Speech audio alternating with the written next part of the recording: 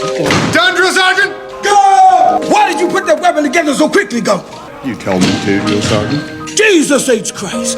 This is a new company record. သူ့မှာဉာဏ်ရည်မတန်ဆွမ်းမှုရှိနေပေမဲ့သူ့ရဲ့တက်ချက်ကြီးမျက်လုံးထဲမှာတော့သူဟာပါရမီရှင်တယောက်ပါသူ့ရဲ့ဉာဏ်ရည်က85ပဲရှိပေမဲ့သူ့ဘဝကတော့ဂိမ်းထဲမှာအနိုင်ရအောင်ကုတ်တုံးထားတယ်လို့ပါပဲငငယ်တုန်းကတငယ်ချင်းတယောက်ကိုသူကပြခဲ့ဘူးတဲ့အဲ့ဒီတငယ်ချင်းကသူ့အကောက်ကိုကူးချပြီးတညာရင်းချင်းနာမည်ကြီးသွားခဲ့တယ်ကြည့်ရတာအဲ့ဒီလူက Elvis Presley ဖြစ်နေတာပေါ့ကျောင်းတုန်းကလူမိုက်တွေလိုက်တွဲတာခံရပေမဲ့သူကအယမ်းမြန်အောင်ပြေးနိုင်ခဲ့တယ်အဲ့ဒါကိုဘောလုံးနီးပြကမြင်သွားပြီးသူ့ကိုတက္ကသိုလ်တက်ဖို့ပညာသင်ဆုအပြည့်အဝပေးခဲ့တယ်ကျောင်းပြီးတော့ BNN စစ်ပွဲမှာပါဝင်ခဲ့ပြီးသူ့တက်ဆုရဲ့တဝက်လောက်ကိုကဲတင်နိုင်ခဲ့လို့မမျှော်လင့်ပဲနိုင်ငံကျော်သူရဲကောင်းဖြစ်လာခဲ့တယ်သူကတစ်တီးကုမ္ပဏီတစ်ခုမှာအပျော်သဘောရင်းနှီးမြှုပ်နှံခဲ့ရကနေတထေးကြီးဖြစ်သွားပြန်တယ်နောက်မှသိရတာကအဲ့ဒီကုမ္ပဏီကပန်တီတစိတ်ကုမ္ပဏီဖြစ်နေတာပါသူ့နာမည်က Forrest Gump ပါသူ့အမေကသူ့ကြောရိုးကအရန်ကောက်နေတယ်ထင်တာကြောင့်ခြေထောက်မှာဓာတ်တွေတက်ပေးခဲ့တယ်အဲ့ဒါကြောင့်သူလမ်းလျှောက်ရင်ရိမ့်ထိုးနေတတ်ပြီးလူတွေကသူ့ကိုထူးဆန်းတယ်လို့ကြည့်ကြတယ် Forrest ရဲ့မျက်လုံးထဲကရှက်ရှုံမှုကိုအမေဖြစ်သူကမြင်တဲ့အခါတိုင်းစိတ်ရှည်လက်ရှည်နဲ့အားပေးလို့ရှိပါတယ်ဒါဟာတခြားလူတွေနဲ့အတူတူပါပဲဘာမှမထူးခြားပါဘူးဒါပေမဲ့ Forrest ကျောင်းစတက်ရမယ့်အချိန်မှာတော့ကျောင်းအုပ်ကြီးကပွင့်ပွင့်လင်းလင်းပဲပြောလိုက်ပါတယ် Forrest ကအထူးဂရုစိုက်ရမယ့်ကလေးဖြစ်နေလို့အစိုးရကျောင်းတက်လို့မရဘူးတဲ့ Forrest is